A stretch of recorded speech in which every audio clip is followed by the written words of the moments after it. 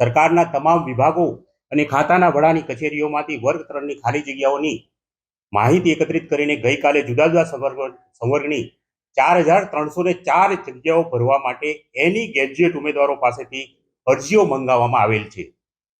General કેટેગરીના ઉમેદવારો માટે મહત્તમ વય મર્યાદા 37 વર્ષની કરવામાં આવે છે અને અન્ય કેટેગરીના તમામ ઉમેદવારોને 5 વર્ષની છૂટછાટ પણ મળવાની છે.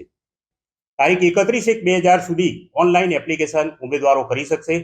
ઉમેદવારોને વિનંતી છે કે છેલ્લા દિવસની રાહ જોયા વિના વિલંબે કાળજીપૂર્વક પોતાની એપ્લિકેશન ઓનલાઈન કરી લે. સામાન્ય વહીવટ વિભાગના મે 2023ના નોટિફિકેશન મુજબ ગ્રુપ એ અને ગ્રુપ બીની પ્રિલિમિનરી સંયુક્ત પરીક્ષા યોજવામાં આવશે. ગ્રુપ એ એટલે senior clerk, head clerk, collector કચેરીના ક્લાર્ક, સામાન્ય વહીવટ વિભાગ અને ગુજરાત પબ્લિક સર્વિસ કમિશનના ઓફિસ આસિસ્ટન્ટ અને જુદી જુદી 27 કેડરની એડમિનિસ્ટ્રેટિવ પ્રકારની જગ્યાઓ એ ગ્રુપ એમાં સમાવવામાં આવી છે.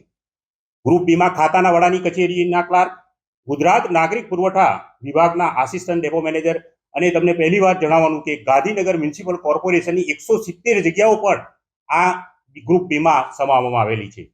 ઉમેદવારો પાસેથી પરીક્ષા ફી પેટે જનરલ કેટેગરીના ઉમેદવારો પાસેથી ₹500 અને અનામત કેટેગરીના ઉમેદવારો પાસેથી ₹400ની પરીક્ષા ફી નિયત કરવામાં આવેલી છે. એની ગ્રેજ્યુએટ પરીક્ષામાં લાખોની સંખ્યામાં ઉમેદવારો એપ્લિકેશન કરે છે અને તે માટે મંડળે પરીક્ષા બેઠક વ્યવસ્થા કરવાની થાય છે. ડેબિટ કાર્ડથી ભરવાના છે અને પરીક્ષા પૂરી થયા બાદ એને પરત પણ મળવાના છે. આ ભરતી પ્રક્રિયા સંપૂર્ણપણે તટસ્થ અને પારદર્શક થશે. આ વખતે કોમ્પ્યુટર બેઝ એક્ઝામ છે. દરેક ઉમેદવારને પોતાના નજીકના જિલ્લામાં જ અથવા તો પોતાના જ જિલ્લામાં બેઠક વ્યવસ્થા મળે તે માટે પણ અમે આયોજન કરી દીધેલું છે.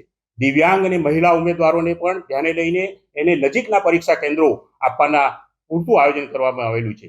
ઉમેદવારોને જણાવવાનું કે પ્રિલિમિનરી સંયુક્ત પરીક્ષા 100 માર્ક્સની MCQ પ્રકારની કોમ્પ્યુટર બેઝ એક્ઝામ રહેશે.